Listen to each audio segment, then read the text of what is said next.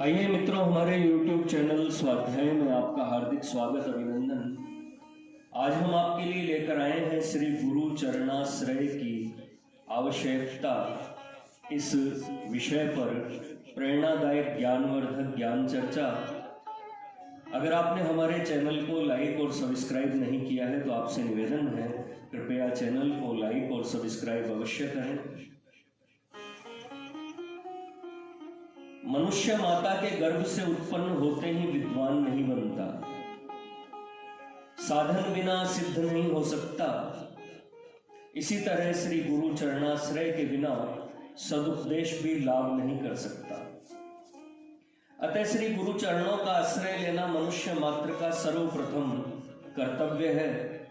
बहुत से लोग कहा करते हैं कि गुरु बनाने की क्या आवश्यकता है, हम तो स्वयं ही गुरु हैं। जो मूर्ख है वे दूसरे को गुरु बनाते हैं। किसी अंश में यह कथन सत्य है, क्योंकि इच्छाजन्य यत्न होता है और यत्नजन्य ग्रहण किया जा सकता है। जब इच्छा ही नहीं है तब गुरु चरणाश्रय ग्रहण किस तरह हो सकता है। कारण के न होने से कार्य नहीं होता। जब पूर्व संचित पुण्य होता है तभी महत् संग मिलता है। उसी संग के फल से सद्गुरु चरणाश्रय की प्राप्ति होती है। वचसा या दरिद्रता के अनुसार लोग स्वयं अपने आप गुरु बन सकते हैं, किंतु उससे वे सर्वसाधारण का वास्तविक हित नहीं कर सकते, क्योंकि ऐसा विचार प्रमाण युक्ति सदाचार के विरुद्ध है।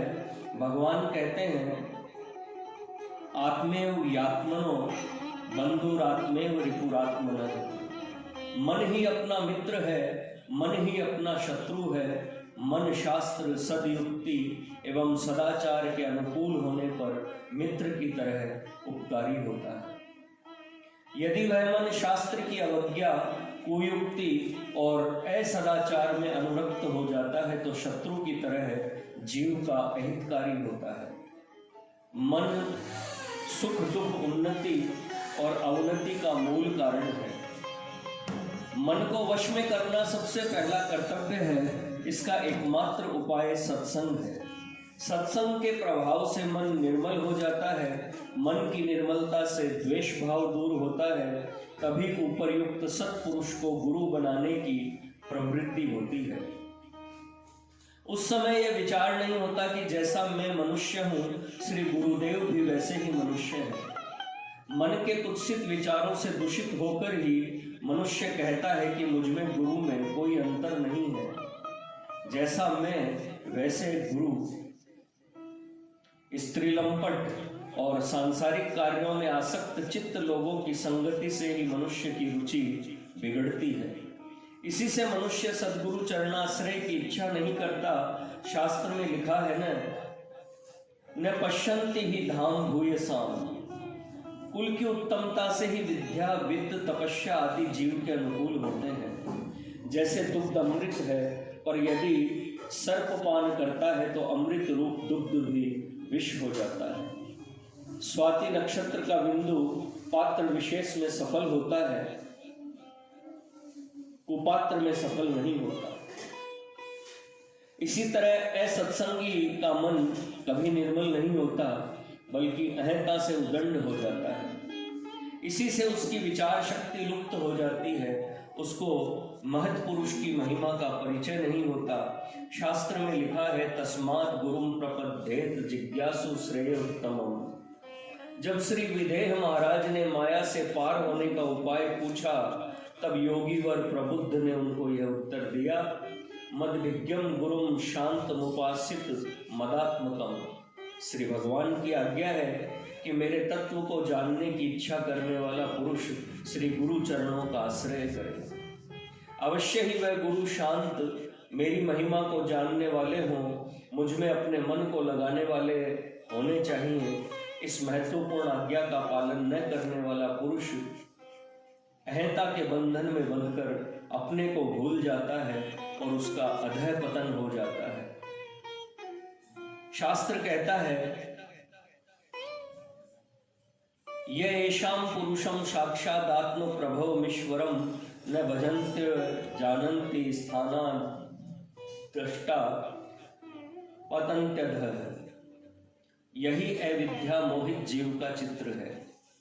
मायाबद्ध जीव अपनी शक्ति द्वारा माया के बंधन से छुटकारा नहीं पा सकता।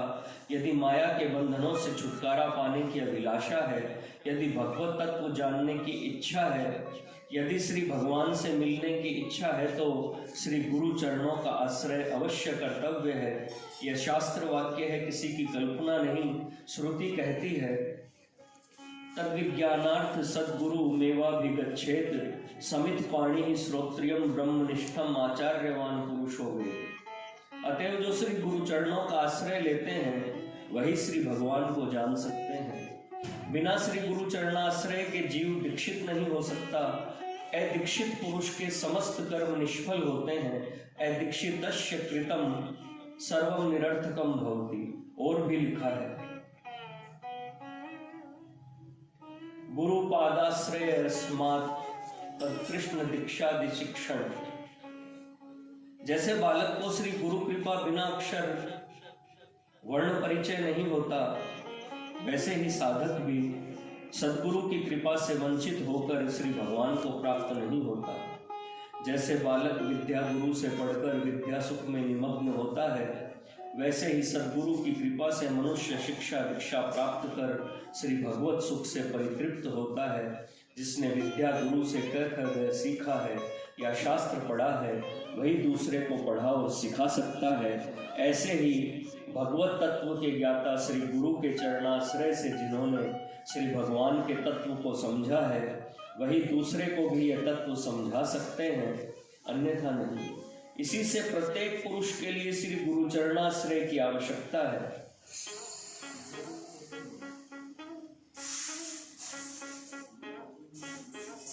जिन्होंने बनाया घट घट में निवास निज, हृदय हमारे में क्यों आते घबराएंगे। जिन्होंने पठाया सुरलोक दुष्ट रावण को, भूलों को हमारी न वे कैसे भूल जाएंगे। जिन्होंने घुमाया मंदराचल मथानी सम पातक पहाड़ को, न वे क्या फेंक पाएंगे। जिन्होंने चलाया रथ पारत का संगर में, संकट में किंकर को क्यों न अपनाएंगे। मित्रों, यह थी गुरु महिमा के विषय में श्री गुरु चरणाश्रय की आवश्यकता इस शीर्षक पर प्रेरणादायक ज्ञानवर्धक ज्ञान चर्चा। अगर आपको हमारा चैनल पसंद आए तो इसे लाइक और सब्सक्राइब अवश्य करें। धन्यवाद।